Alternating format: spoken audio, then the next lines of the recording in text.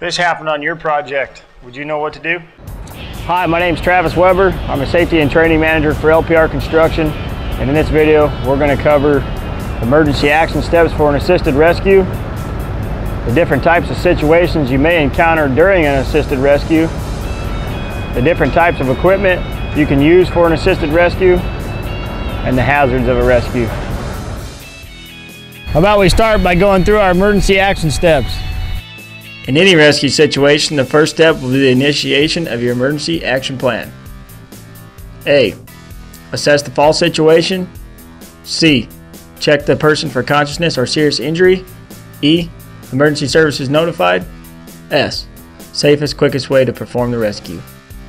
The first step in your emergency action steps is the A in ACEs. Assess the situation. Oh! Hey guys, we got a guy in the hole! What am I gonna do? How are we gonna get him down? To properly assess a rescue situation, you should first determine the quickest and safest possible way to gain access to the fallen worker.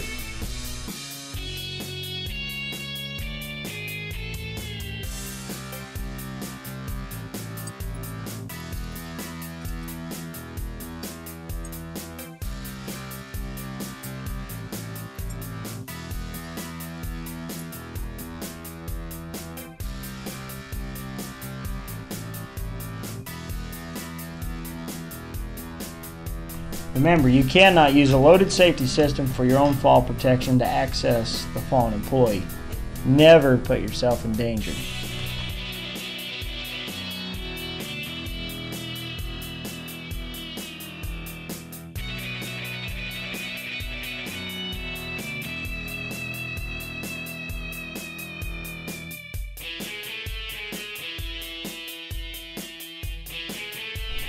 Be sure to check outside environmental hazards that may have caused the worker to fall, such as freely swinging steel, slick walking surfaces, wind, structural instability, or overhead hazards.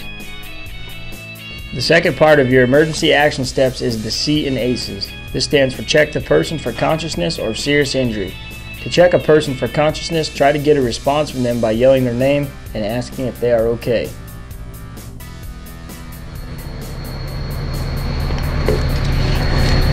Ricky, you alright, man? You hear me?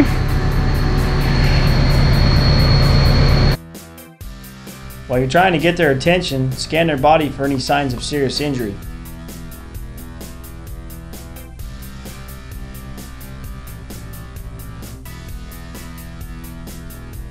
Whether the person is conscious or not will determine how you will proceed with the rescue.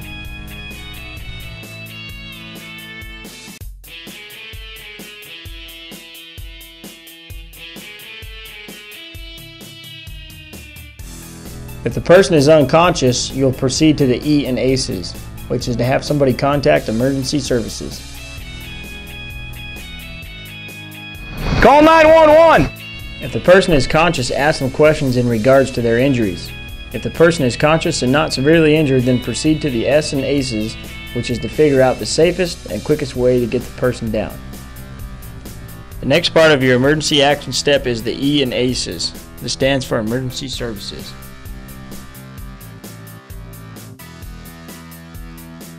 If at any point during the rescue you determine that the worker is unconscious or seriously injured, you need to immediately have someone contact the emergency services.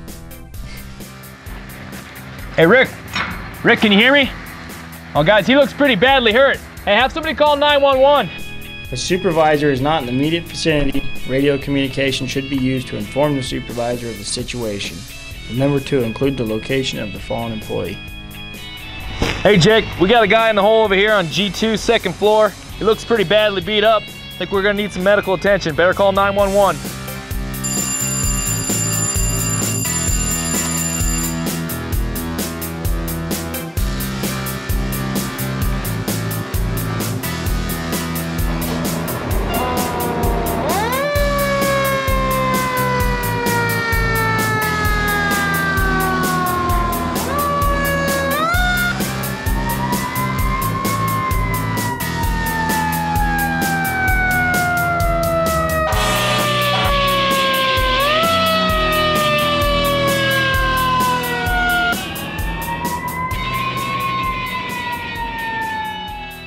The next part of your emergency action step is the S in ACES.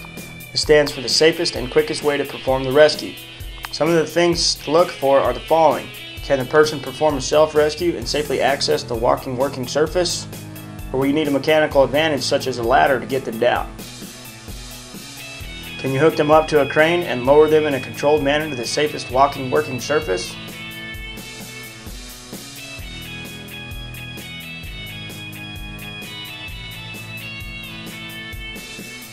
Or maybe it's picking them up in an aerial lift, or utilizing a controlled descent or retrieval system.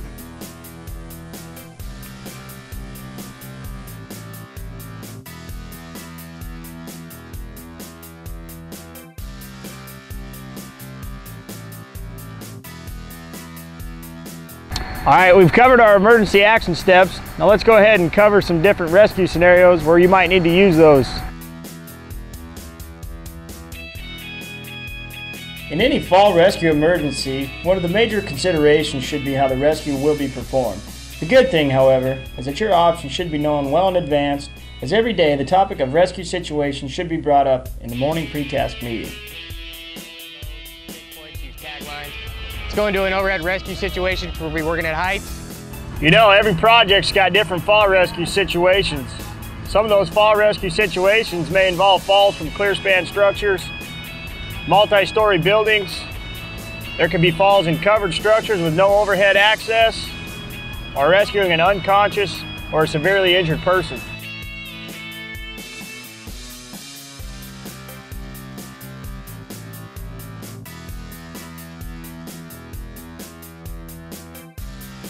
Oh man, how are we gonna get him down? Some questions you need to ask yourself when you're performing a clear span rescue is how are you going to gain access to the fallen employee? Could be in the form of a ladder, possibly a JLG, or you might not have those options available. What kind of equipment are you going to have available to perform the rescue? Could be a mechanical advantage, possibly a crane, may even be a high angle rope system. The other question you need to ask yourself, if you don't have those available, are you going to go ahead and use emergency medical services to go ahead and perform the rescue for you?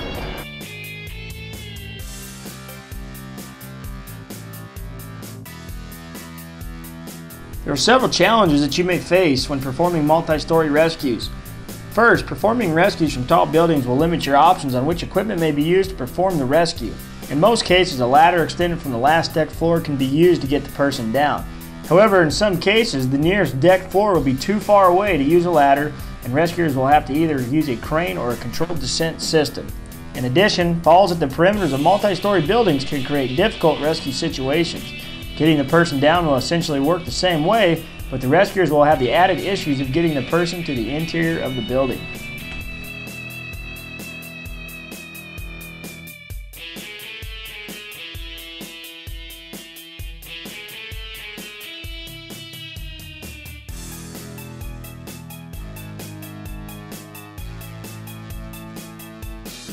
On covered structures with no overhead access, some challenges that the rescuer may encounter are: cranes will not be able to be used for the rescue, distances may be too high for the use of a boom lift or a ladder, areas of access to fallen employees may be limited,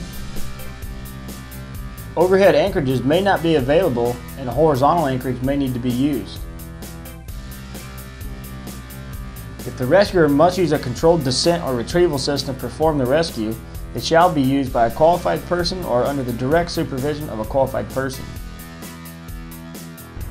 At this point, we've talked about the various emergency action steps that you should take when you're entering a rescue operation, and we've also discussed the various rescue situations that you may encounter. Another thing that you should be aware of are the different types of rescue equipment that you might use during a rescue. Whenever possible, the rescuer should make use of a mechanical advantage. For starters, a ladder is a simple example of a basic mechanical advantage that can be employed easily and may often be the best choice. If using a ladder is not viable, the rescuer may need to consider other options. It could be that a scissor lift or aerial lift may be the right tool for the job. You may find that utilizing a crane presents the best opportunity to rescue the fallen person in a safe and timely manner. However, the use of a crane should be one of your last resorts, as it can introduce new hazards to the rescue operation. Additionally, those involved in the rescue need to be familiar with the various pieces of equipment necessary. Lastly, you may find that none of the previously mentioned equipment will satisfy your goal of rescuing a fallen person in the safest and quickest manner possible. In such cases, it may be necessary to perform a rescue operation by making use of a retrieval system. It's important to note that there are several different types of retrieval systems available, all with different strengths and weaknesses. Choosing the right one depends on the situation, as well as with the rescuer's familiarity with the equipment. Additionally, extra training and certification with the various types of retrieval systems may be required.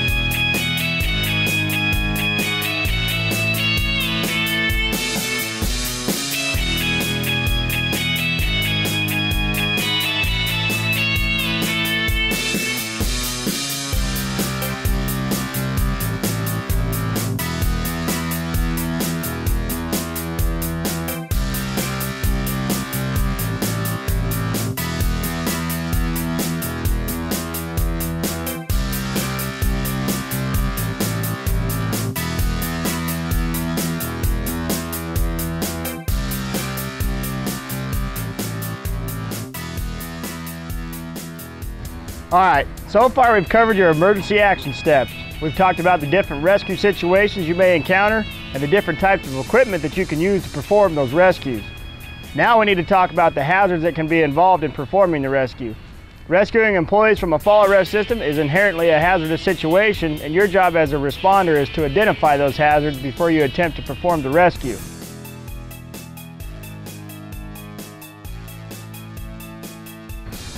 First of all, before attempting to access the area that an employee has fallen, be sure to check your surroundings.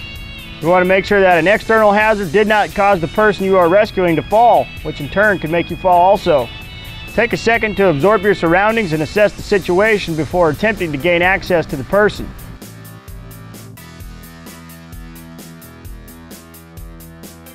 After a fall has occurred on a fall protection system, it is imperative that the system be immediately removed from service until it has been thoroughly inspected by a qualified person. This includes the cable system, any temporary anchorage systems, and the harness that was worn during the fall. The qualified person shall inspect the anchorage or the cable system from end to end.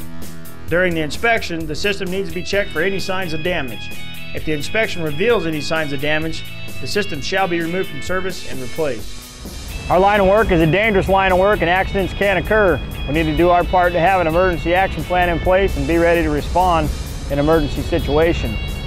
Need to remember, assess the fall situation, check the person for consciousness or serious injury, emergency services notified, safest, easiest way to perform the rescue.